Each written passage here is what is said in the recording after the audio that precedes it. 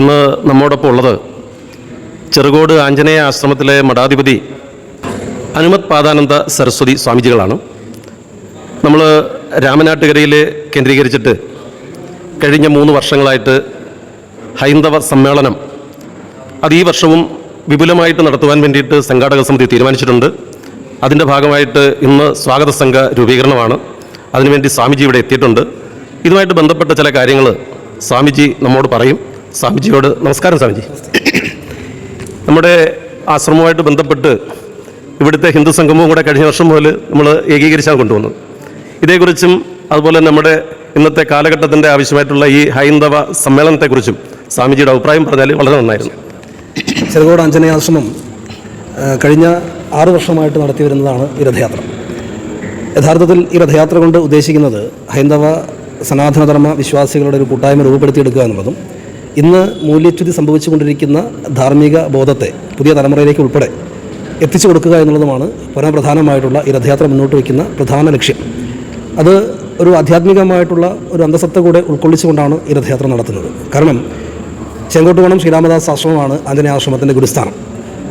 അന്നേ തന്നെ നിശ്ചയിച്ചിട്ടുള്ളൊരു കാര്യം രാമനവമിക്ക് ഇവിടെ നിന്നും ഈ കിടാവിളക്ക് അവിടേക്ക് എഴുന്നള്ളിക്കുക എന്നുള്ളതാണ്. കാരണം ചെങ്കോട്ടുകോണം ശ്രീരാമദാസ് ആശ്രമം അയോധ്യ എന്നുള്ള സങ്കല്പത്തിലും വണ്ടൂർ ആഞ്ജനേയ ആശ്രമം ഹിമാലയം എന്ന സങ്കല്പത്തിലുമാണ് സങ്കല്പം കൊണ്ട് നമ്മളൊരു ആധ്യാത്മികമായിട്ടുള്ള അവസ്ഥയിൽ ഒരു സങ്കല്പം കൊണ്ട് ചിന്തിക്കുന്നത്. അങ്ങനെ ചിന്തിക്കുമ്പോൾ സ്വാഭാവികമായിട്ടും ശ്രീരാമ പട്ടാഭിഷേകത്തിന് ശേഷം ആഞ്ജനേയ സ്വാമിയോട് ശ്രീരാമൻ എന്ത് വരമാണ് വേണ്ടത് എന്ന് ചോദിക്കുമ്പോൾ അങ്ങയുടെ നാമം ഉള്ളിടത്തോളം കാലം ജീവിച്ചാൽ മതി എന്ന് പറഞ്ഞിട്ട് ചെന്നു പൊക്കൂ തപസ്സിനായി എന്ന് ഹിമാലയത്തിലേക്ക് ആഞ്ജനേയൻ തപസ്സിന് പോയി എന്ന് പറയുന്നൊരു ഭാഗമുണ്ട്.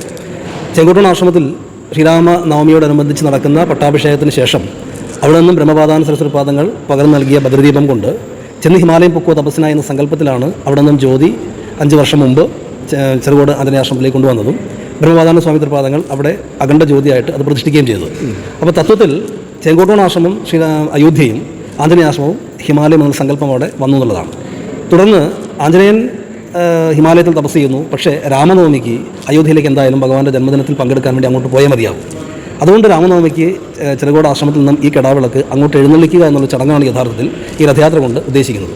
ഭഗവാൻ ശ്രീരാമചന്ദ്ര മഹാപ്രഭു സൂര്യകുലജാതനായതുകൊണ്ട് രാമനവമിയുടെ ദിവസം ഈ രഥം സൂര്യോദയ സമയത്ത് സൂര്യനെ പൂജിച്ചുകൊണ്ടാണ് രാമനവമി ആഘോഷം ആരംഭിക്കുക.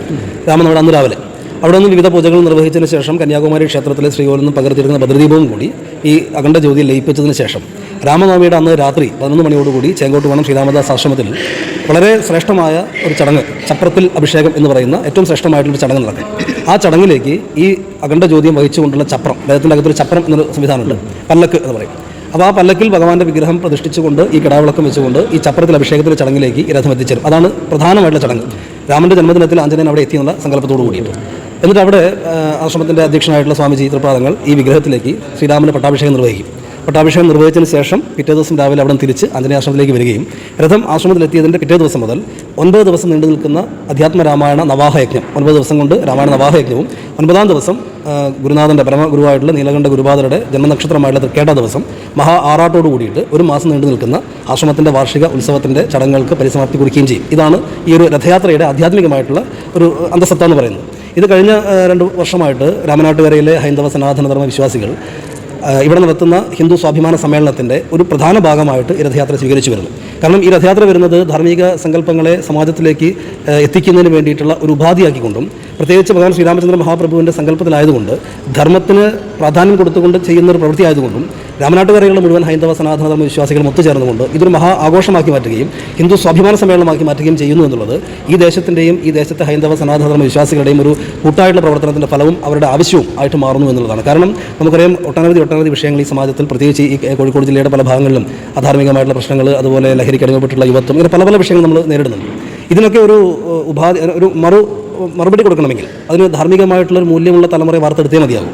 അപ്പോൾ അത്തരത്തിലുള്ള ഒരു കൂട്ടായ്മ, ഒരു ഹൈന്ദവ ഏകീകരണം തന്നെ തീർച്ചയായിട്ടും കാലഘട്ടത്തിൻ്റെ ആവശ്യമാണ് എന്നുള്ളതുകൊണ്ട് ഈ രഥയാത്ര ഇത്തരത്തിലൊരു ഹിന്ദു സ്വാഭിമാന സമ്മേളനം കൂടിയായി സംഘടിപ്പിച്ചുകൊണ്ട് വരുന്നു എന്നുള്ളതാണ് അതിൻ്റെ ഒരു യാഥാർത്ഥ്യം.